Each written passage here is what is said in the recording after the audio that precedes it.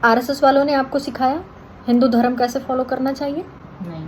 तो इसका मतलब ये हुआ ना कि उनके बिना भी हिंदू धर्म चल सकता है। बिल्कुल। क्योंकि उन्होंने तो कभी कोई कंट्रीब्यूशन ही नहीं दिया अपना इस फ्रीडम स्ट्रगल में, और उन्होंने वो छुपे रहे, और फिर जब वो आए तो उन्होंने अपनी कई सारी सिस्टर ऑर्गेनाइजेशन बनाई, उनको रजिस्टर करवाया, पर आरएसएस खुद रजिस्टर नहीं। अगर बच्चे अंडे खाते हैं तो उनकी धार्मिक भावनाएं आहत होती हैं, लेकिन वो ये बात नहीं समझ सकते कि वही बच्चा कमजोर बनेगा आगे चल के, जब उसका हेल्थ खराब होगा, प्रोटीन की कमी से होने वाले रोग होंगे उसको, तो वो समाज में किस तरीके से, विश्व गुरु देश में किस तरीके से अपना रोल प्ले कर भीख मांगेगा कहीं किसी मंदिर के सामने बैठ करके, या फिर वो जिंदगी में कुछ अपने कोई करियर बनाएगा। अगर कोई ऑर्गेनाइजेशन का चीफ टैक्स तक नहीं देता तो नैतिकता क्या कहती है कि वो जेट सिक्योरिटी लेके घूमे? गुरु दक्षिणा क्या होती है? ये तो बहुत पुरातन काल है, जब से लोकतंत्र आया तब से संविधान लागू है। गुरु दक्षिणा क्यों? ऐसा नहीं लगता है कि आरएसएस अपनी एक अलग संविधान चलाता रहता है, उस संविधान को फॉलो नहीं करता? हेलो, हाय, हेलो। कैसे हैं आप लोग? हम लोग अच्छे हैं। ठीक है। इस बीच में आप लोगों ने आरएसएस के बारे में पढ़ा होगा, काफी न्यूज़पेपर में निकल रहा है। हाँ। तो क्या पढ़ा आपने आरएसएस में? आजकल बहुत चर्चा है कि आरएसएस रजिस्टर्ड क्यों नहीं है और उसका सारा कुछ डिटेल होना चाहिए। तो आपको क्या लगता है कि रजिस्टर्ड होना चाहिए? हाँ, हमें लगता है रजिस्टर होना चाहिए, क्योंकि उसमें कई सारी बातें दी गई थी। क्योंकि आरएसएस खुद को भी कहता है कि हम बॉडी ऑफ इंडिविजुअल्स हैं। उनके जो सर संचालक यानी चीफ जो है मोहन भागवत, वो कहते हैं कि आरएसएस एक बॉडी ऑफ इंडिविजुअल्स है। तो अगर वो उसको कंसीडर करते हैं तो उसका मतलब है कि उनको खुद को रजिस्टर कराना चाहिए, एक लीगल फ्रेम में खुद को ढालना चाहिए। जैसे कि 3 चीज़ें हो सकती हैं। आप पहले या एज ए सोसाइटी वो खुद को रजिस्टर कराएं, या तो फिर एज वो चलो ये उनका इंटेंशन समझ में आता है कि उन्होंने अभी तक इसको रजिस्टर्ड क्यों नहीं करवाया होगा। आप लोगों ने कभी सोचा है कि उन्होंने, आरएसएस ने खुद को रजिस्टर्ड क्यों नहीं करवाया होगा? उन्हें कौन सा डर है जो रजिस्टर्ड नहीं करवाना चाहते? गवर्नमेंट से जुड़ना नहीं चाहते, या इस तरह की चीज़ें वो करते क्यों हैं, किया क्यों है इतने सालों से? मुझे तो ये लगता है कि अगर वो रजिस्टर करवा देंगे तो वो टैक्सेबल बन जाएंगे और उनको टैक्स देना पड़ेगा, क्योंकि अभी तो वो टैक्स भी नहीं देते हैं। टैक्स नहीं देते? टैक्स नहीं देने का मतलब समझते हैं आप लोग? क्या मतलब कि जितनी भी उनकी अर्निंग्स है उसमें से कुछ भी वो मतलब सरकार को नहीं दे रहे, अपना कोई योगदान नहीं है उनका, जो है उनके पास ही जा रहा है जो भी उनको। तो कभी आप लोगों ने सोचा है कि आरएसएस को अर्निंग कहाँ से होती है? गुरु दक्षिणा, उनके मेंबर जो, और इसको कोर्ट ने भी मान्यता दी है कि हाँ, अगर उनको जो मेंबर से मिलता है वो गुरु दक्षिणा है और उनको टैक्स से एग्जेम्प्ट ये गुरु दक्षिणा क्या है? जो मतलब कि जो आरएसएस में काम करते हैं वो जो भी उनको पे करते हैं वो गुरु दक्षिणा के रूप में ले लेते हैं आरएसएस ऑर्गेनाइजेशन, और उससे कोई भी टैक्स वो पे नहीं करते हैं। जो आरएसएस है टैक्स पे नहीं करती है, वही गुरु दक्षिणा के रूप में। तो गुरु दक्षिणा की, जैसा कि नाम से पता है कि गुरु और दक्षिणा, यही ना? हाँ। तो क्या वो अपने आप को गुरु समझते हैं? हाँ। कैसे गुरु? क्या सिखाते हैं वो? उनको लगता है वो हिंदू धर्म की रक्षा कर रहे हैं, उनका मोटो ही है। उनकी वेबसाइट पर भी ऐसा है कि हिंदू धर्म की वो रक्षा कर रहे हैं, उनको बचाना चाहते हैं। उनका ये मोटो है कि वो एक आप हिंदू धर्म को फॉलो करती हैं? आरएसएस वालों ने आपको सिखाया हिंदू धर्म कैसे फॉलो करना चाहिए? नहीं। तो इसका मतलब ये हुआ ना कि उनके बिना भी हिंदू धर्म चल सकता है। बिल्कुल। तो फिर कौन सा वो ज्ञान दे रहे हैं जिससे वो अपने आप को गुरु समझ रहे हैं?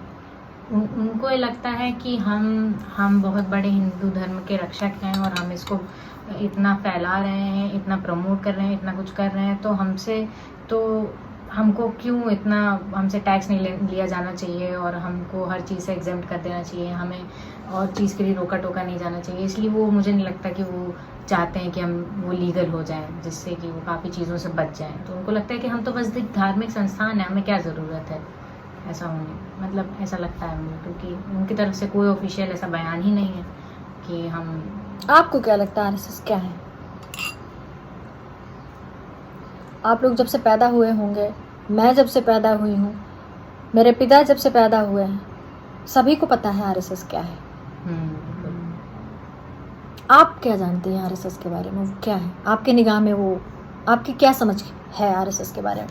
तो जब हम लोगों ने हिस्ट्री में पढ़ा था, 8th की हिस्ट्री में था, मॉडर्न हिस्ट्री में, कि जब आरएसएस बनी तो वो एक ऑर्गेनाइजेशन थी, और फिर उसके बाद वो जो थी वो उसने कभी पार्टिसिपेशन नहीं लिया, उसने कभी अपना फ्रीडम स्ट्रगल में कोई पार्टिसिपेशन नहीं था उसका। वो बस ये कहते थे कि हम हिंदू धर्म की रक्षा करते हैं, और हिंदू धर्म के लिए ही वो बनाया गया था। उसमें जो लोग हैं वो भी सब हिंदू धर्म, और वो मतलब काफ़ी कट्टरता है उसमें। और ये है कि वो अपना जो झंडा है, भारत का झंडा है, उसको भी अपनाते नहीं थे, उनका अपना अलग झंडा था।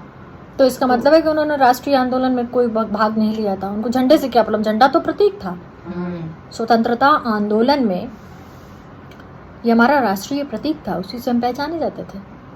आज भी हम पूरे विश्व में उस झंडे के प्रतीक से ही तो पहचाने जाते हैं। जहाँ भी हमारा किसी भी इंटरनेशनल फंक्शन हो या ऑफिसेज हो, वहाँ पर हमारा झंडा, भारत सरकार का झंडा अल्टीमेटली वही है, ट्राई कलर। उनका ओपिनियन माना नहीं गया क्योंकि उन्होंने तो कभी कोई कंट्रीब्यूशन ही नहीं दिया अपना इस फ्रीडम स्ट्रगल में, और उन्होंने बस वो छुपे रहे। और फिर जब वो आए तो उन्होंने अपनी कई सारी सिस्टर ऑर्गेनाइजेशन बनाई, उनको रजिस्टर करवाया, पर आरएसएस खुद रजिस्टर नहीं। उन्होंने उनको रजिस्टर करवाया, और फिर भारतीय जनता पार्टी भी आरएसएस की एक सिस्टर ऑर्गेनाइजेशन है। तो हाँ, और उनके 32 सिस्टर ऑर्गेनाइजेशन हैं, सारे रजिस्टर्ड हैं किसी न किसी लॉ के अंडर, किसी न किसी एक्ट के अंदर, वो सब रजिस्टर्ड। बट आरएसएस नहीं। हाँ, केवल आरएसएस नहीं है। तो क्या कारण है, क्या लगता है कि मतलब काफी अजीब है कि उन्होंने मतलब बाकी सारे सब रजिस्टर्ड हैं, ABVP से लेके बाकी हर चीज, और विश्व हिंदू परिषद वगैरह सब रजिस्टर्ड हैं, लेकिन आरएसएस रजिस्टर्ड नहीं है। ये माना जाता है कि जब भी कोई व्यक्ति या ऑर्गेनाइजेशन टैक्स दे तो वो टैक्स भारत सरकार को जाता है, और भारत सरकार उस पैसे का इस्तेमाल देश के विकास में करती है। और देश का विकास कैसे होता है?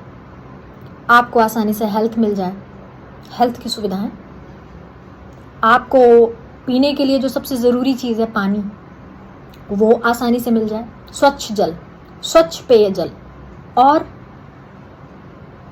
स्वच्छ हवा मिले, नदियों को पार करने के लिए पुल मिले, सड़कों पर चलने के लिए अच्छी सड़कें मिले जिससे आपका वक्त बचे, आपके पास सार्वजनिक व्हीकल हों, अच्छी बसें हों, एक स्थान से दूसरे स्थान पर जाने के लिए का समय बचे। इसी को विकास कहते हैं। और कुछ नहीं है विकास। विकास की कोई और अलग अवधारणा नहीं है। और सबसे बड़ी चीज़ शिक्षा मिले। शिक्षा कैसी? गरीबों को भी, अमीरों को भी।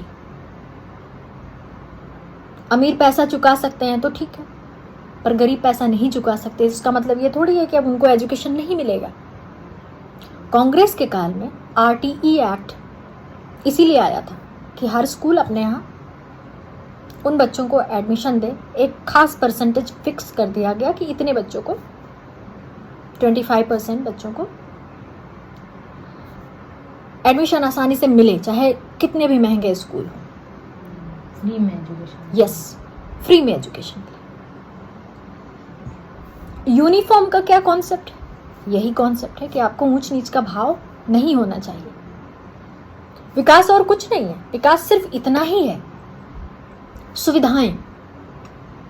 जब आपको एक स्थान से दूसरे स्थान में जाने में 5 मिनट ही लगना है तो आप वहां पहुंच करके अपने काम खत्म कर लेंगे। लेकिन अगर वहां पहुंच करके बैलगाड़ी काल में पहुंच गए आप कि 5 मिनट की दूरी आप 5 घंटे में तय कर रहे हैं, सड़कों में गड्ढे हैं बड़े बड़े, खड़े हैं घंटों, बस नहीं आ रही है, और बस ने अगर बिठा भी लिया तो एक ही बस चलती है, इतनी देर तक रुक रुक के चलेगी कि आप अपने गंतव्य तक पहुंचने में 5 घंटे लगा देंगे।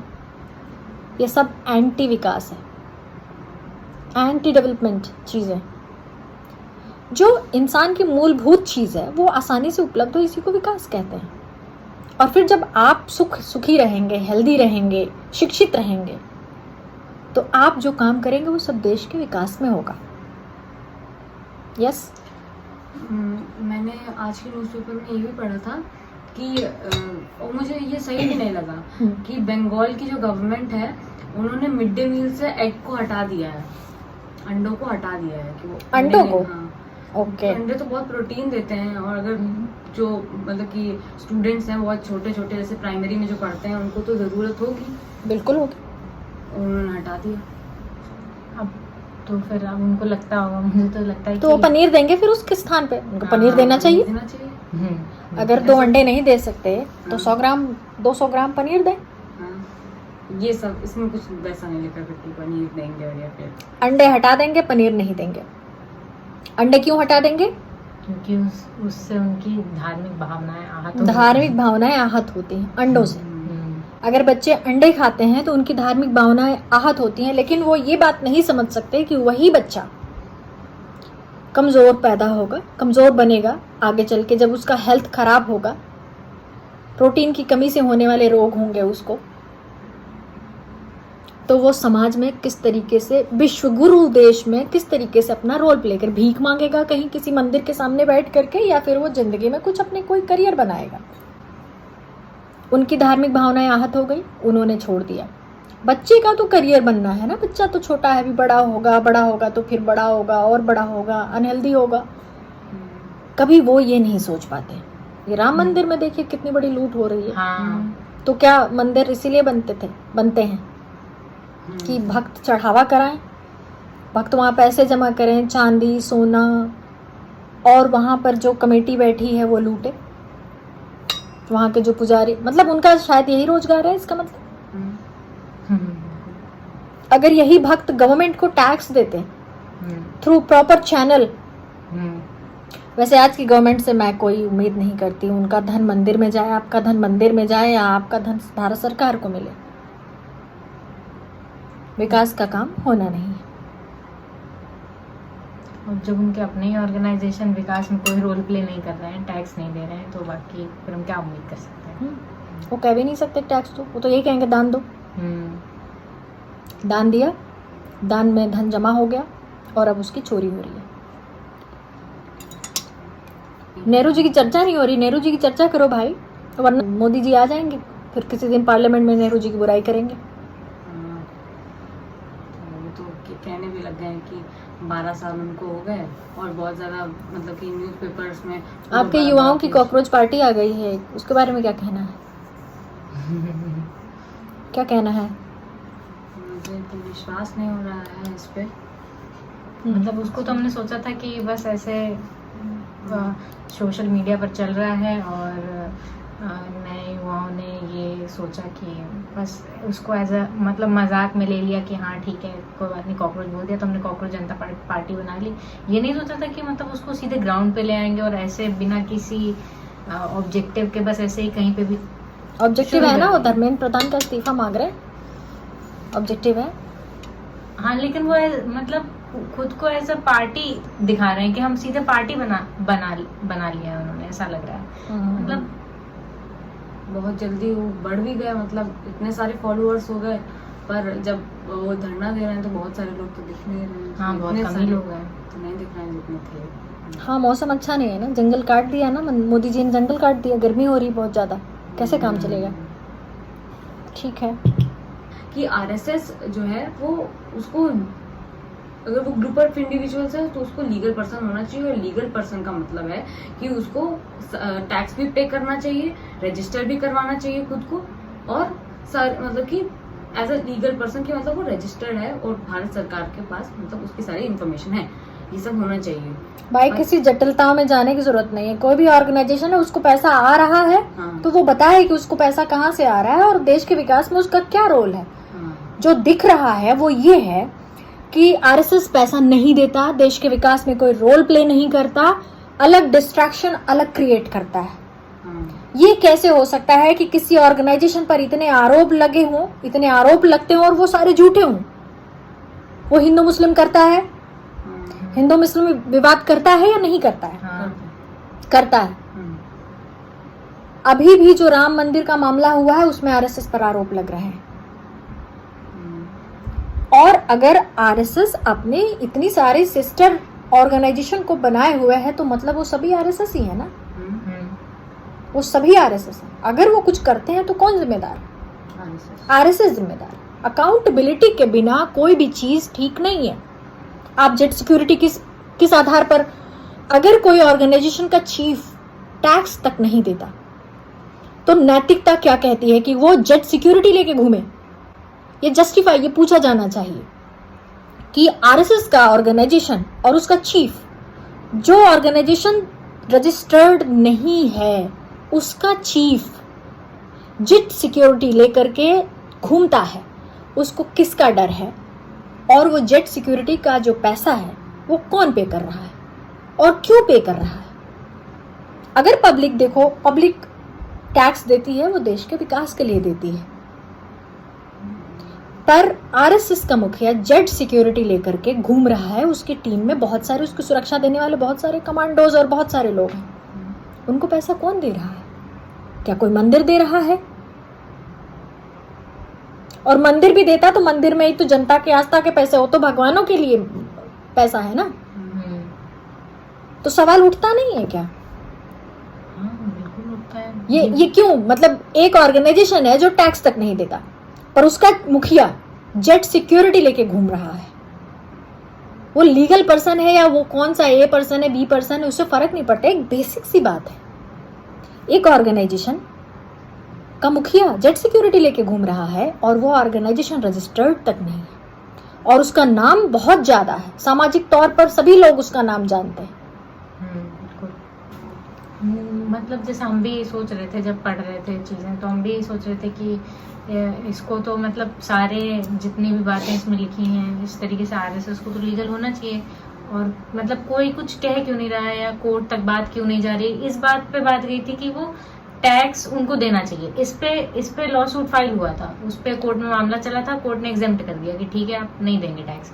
लेकिन इस पे कोई बात ही नहीं हुई कि इनको लीगल होना चाहिए या फिर नहीं होना चाहिए, या कभी किसी ने मुद्दा नहीं उठाया या फिर कोर्ट तक बात नहीं गई। कोर्ट ने कभी कुछ कहा नहीं है कि आप लीगल क्यों नहीं है, आप इतने टाइम से, इतने 100 साल से ऊपर हो गए आरएसएस को, अब तब भी वो लीगल नहीं है। मतलब अभी तक किसी को लगा नहीं। तो मतलब हम वही सोच रहे थे कि ऐसा क्यों नहीं किसी को लगा कि वो इस बात को उठाए और कोर्ट तक ले जाए कि लीगल नहीं है, इनको लीगल होना चाहिए। भाई वकीलों की तो बात हमारे समझ में नहीं आती। ये वकालत जो है ना, वकालत आप लोगों ने पढ़ा होगा भी कुछ ही दिन पहले, ये आसाराम का हो गया मामला। आसाराम के लिए इतनी बड़ी वकीलों की फौज खड़ी हुई थी कि आश्चर्य होता है। चलो मैं ठीक है, वकीलों का एक कंडक्ट होता है कि वो किसी भी व्यक्ति के हक की लड़ाई लड़े, चाहे वो गलत आदमी हो, चाहे वो क्रिमिनल हो, चाहे वो क्रिमिनल नहीं हो। हाँ। लेकिन जब आप कोई केस उठाते हैं तो आपका दिमाग ये बात नहीं बता पाता कि इसमें 16 साल की लड़की का बलात्कार हुआ है, इस मामले में ऐसा हुआ है। आप वकील बनती है मान लीजिए, तो आप क्या सोचेंगे? कुछ तो सोचेंगी, कुछ तो सोचा जाएगा। पर आसाराम को बलात्कारी नहीं है ये सिद्ध करने के लिए इतनी बड़ी फौज खड़ी हुई, और उसमें राम जेठमलानी, सलमान खुर्शीद और भी बड़े बड़े वकील। ये लोग तो पॉलिटिकल फेमस लोग हैं। सलमान खुर्शीद कांग्रेस से हैं, राम जेठमलानी भाजपा से थे, काफी टैलेंटेड वकील थे। तो वकील बचा लेते हैं। वकील ने वहां टेक्निकल ग्लिच कर दिया होगा तो उधर गुरु दक्षिणा से वो बच गए होंगे। जबकि गुरु दक्षिणा क्या होती है? गुरु दक्षिणा जैसी कोई चीज नहीं है। व्हाट इज गुरु दक्षिणा? गुरु दक्षिणा क्या होती है? ये तो बहुत पुरातन काल है, जब से लोकतंत्र आया तब से संविधान लागू है। गुरु दक्षिणा क्यों? ऐसा नहीं लगता है कि आरएसएस अपनी एक अलग संविधान चलाता रहता है, उस संविधान को फॉलो नहीं करता और सुविधाएं सारी संवैधानिक लेता रहता है? उनके कार्यकर्ता संवैधानिक संस्थाओं में बैठे हुए हैं जो आरएसएस के ही रूल चला रहे हैं, संविधान को कोई चला नहीं रहा है। कोई सवाल भी नहीं उठा रहा। हाँ वही, हम भी वही सोच रहे थे। सवाल देखो, सवाल उठाना मीडिया का काम है। छोटे छोटे मीडिया हाउसेस या छोटे छोटे पत्रकार, हम कुछ बोलेंगे, हमारे 1000 सब्सक्राइबर होंगे, 2000 सब्सक्राइबर होंगे, हमारी बात करोड़ों तक, लाखों तक नहीं। देश बहुत बड़ा है। मीडिया इस देश में बिक चुका है। मीडिया वो चीज है जो सबसे सस्ते में खरीदी गई, कूड़े के भाव।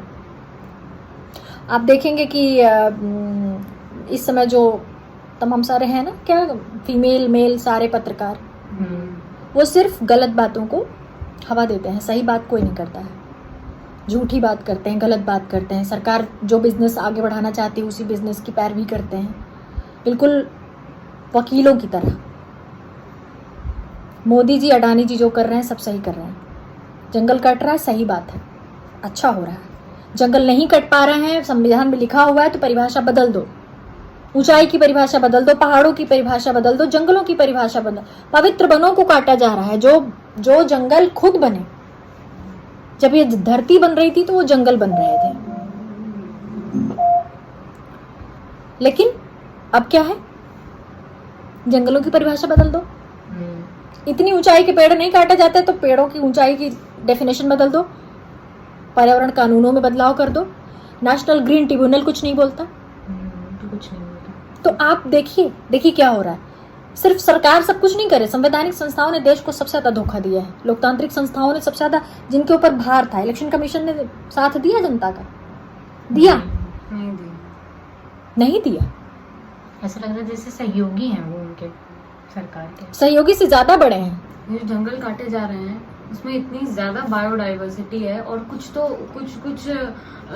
जो होंगे, इंसेक्ट्स होंगे, एनिमल्स होंगे, वो तो बहुत रेयर हो सकते हैं, कि बहुत रेयर हैं, और ये भी है कि वो बहुत इम्पोर्टेंट है इकोसिस्टम के लिए। और उनको जब अगर ये देखो पानी पी रहे हैं, स्ट्रॉ से पानी पीने का वक्त सिर्फ मेरा ही नहीं है, सबका आ जाएगा। एक वक्त ऐसा आएगा कि पानी नहीं मिलेगा। साफ पानी, जब यहाँ कभी कभी पानी छिड़का जाता है ऊपर से, तो जो चिड़िया होती हैं वो पत्तों पर से पानी पीती हैं। जंगलों में नदियां बहती होंगी तो पत्तों से पानी नहीं पीती होंगी, वो नदियों में जाके पानी पीती होंगी। तो जंगल का कटना सिर्फ जंगल का कटना, किसी को हो सकता है कि कोयला नजर आता हो, जंगल में किसी को कोयला नजर आता हो क्योंकि उसकी नजर में कोयले से पैसा नजर आता है। पर जंगल के कटने से भारत का या पूरे के पूरे विश्व का इतिहास आपको बाद में बताएगा कि ये दुनिया तब नष्ट हुई जब जंगल काटे गए, और जंगल जब कटे थे, जंगल जब ज्यादा कटे थे तो किसका शासन था और बिजनेस कौन कर रहा था। और फिर आपको लगेगा, लोगों को लगेगा, आपको तो लगता ही है, आप सभी लोग जागरूक युवा साथी हैं, लेकिन जंगलों के कटने से सब कुछ नष्ट हो जाएगा। ह्यूमन रेस भी नष्ट हो जाएगी। पहले जानवर नष्ट होंगे, फिर इंसान नष्ट होंगे, और बाकी जिनकी उम्र 70-80 साल होने को हो तो पहले ही नष्ट हो जाएंगे, उनको क्या लेना देना। तभी तो वो ज्यादा सोचते भी नहीं है। बुढ़े नहीं सोच रहे हैं आजकल। लोगों को लगता होगा बुजुर्ग लोग बहुत आने वाली जनरेशन के बारे में सोच रहे हैं, लेकिन हम एक ऐसे ऑर्गेनाइजेशन की बात कर रहे हैं जिसमें ज़्यादातर बुजुर्ग लोग हैं और सत्ता में बैठे हैं, और वो आने वाली जनरेशन के बारे में नहीं सोच रहे हैं। गर्लॉजिक्स में आज इतना ही, फिर बात करेंगे। टाटा। बाय।